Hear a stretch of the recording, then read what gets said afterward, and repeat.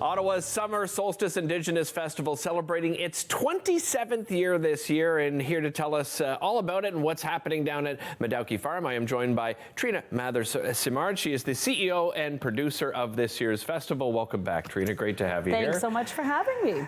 27 years later, I mean, this really started as a small kind of one-day festival, right, Trina? Yeah, so 27 years ago, they declared National Aboriginal Day, and it started with just a little community celebration, and it kind of grew through the years, and we, really merged it into the Summer Solstice Indigenous Festival about 17 years ago.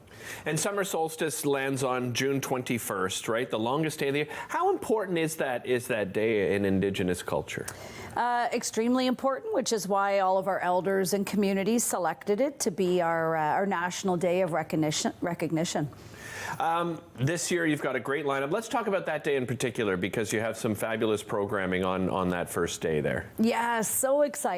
So we have a drone show, and we're partnering with Indigenous Tourism Ontario. Okay. And there's a beautiful storyteller, Barbara Nolan, and she's telling the creation story, and it's being told through drones in the sky.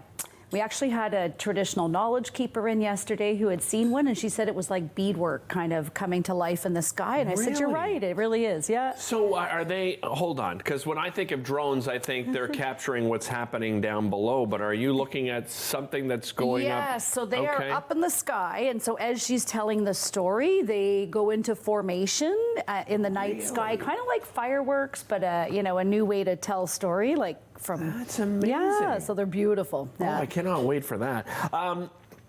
You've got a long list of great artists and performers and so forth that's happening for the festival itself. So let's talk a little bit about what you've got lined up. Oh, where do I start even? We have so much happening. So, of course, the foundation of our event is really the competition powwow. So on the weekend, we have our competition powwow. Drums and dancers from all across North America come and compete, and it's, a lot of people just spend a great deal of time enjoying the powwow, but we have so much that's going on around the farm as well. For the powwow itself, how is that judged? I've gone to see quite a few, and I'm watching. First of all, the colors and the dancing. All of that combined is amazing. But I've always wondered, how is the judging done? Do you know? We have added a new program for you. So we have added a new kind of powwow 101. So an hour before the powwow starts, we've actually got some powwow trail leaders that are coming in and teaching people just about that. So we bring in judges that know the categories, whether it's drum or dance styles very well. And so they are judging and tabulating each time they're competing in their category. So they'll walk us through and explain how that happens so that we're better prepared. That's it. And I can judge myself. That's right. You can say, I know that fancy dancer was. I love it. Let's talk about what are some of the other performances that we can see at this year's festival. So we have a full stage running both on June 21st on our NIPD as well as over the weekend, and we have lots of great local performers, Métis jigging and Inuit throat singing. We have the world champion hoop dancer coming in, and we've also got some really neat programming. We've got Métis National Council as our co-host this year, so we've got a really great Métis lineup of artists with a magician and actually a hypnotist that's coming in, and then some really great local talent on the Sunday as well. Amanda Rayon, who many of us know here, and Indigenous artisans too. Involved? We do. So we have our marketplace is open, but we have 40 other Indigenous makers, so artists and craftspeople, food and beauty supplies, and so lots of great shopping to be had, and Indigenous food. So we've got a number of vendors too. You've got some cooking classes as well, speaking of food, right? We do, yeah. So we have a great culinary program. We have a Métis chef, Jenny Lessard, that's coming in from Wanniskewin. She's the head chef there. And she's doing some really great interactive cooking demos. We have these independent kind of chef stations.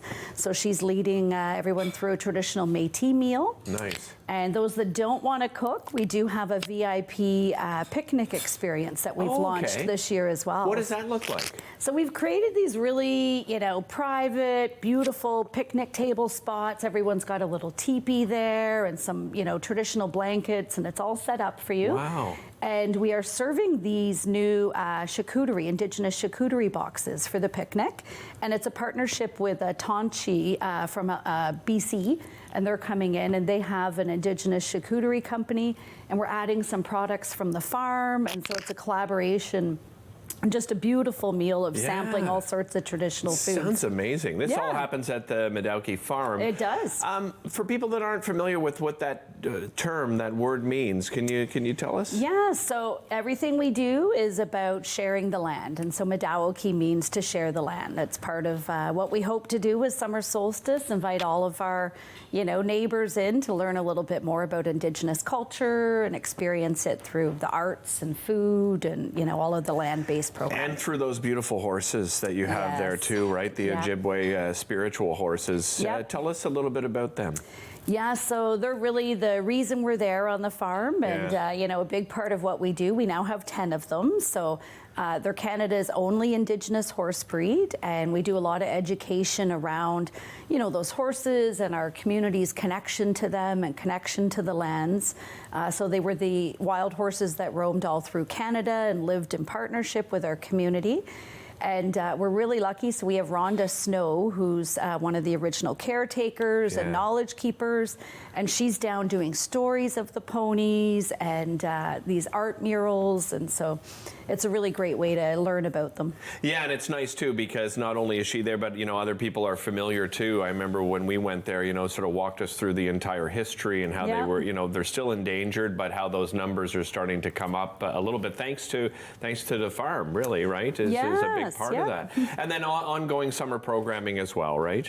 That's it. So we are open, come summer months of July, we're open 7 days a week from 11 to 6, and it doesn't have all the rest of the solstice program, but people can visit the farm and see the ponies and support the marketplace, and we've got some lovely legacy reconciliation trails, and so there's still lots to do. Terrific. Always great to have you here. Thank you so much for joining us, Trina. Thanks for having me. Miigwech. Miigwech. Great to see you again. We'll be back with more Daytime right after this. Don't go anywhere.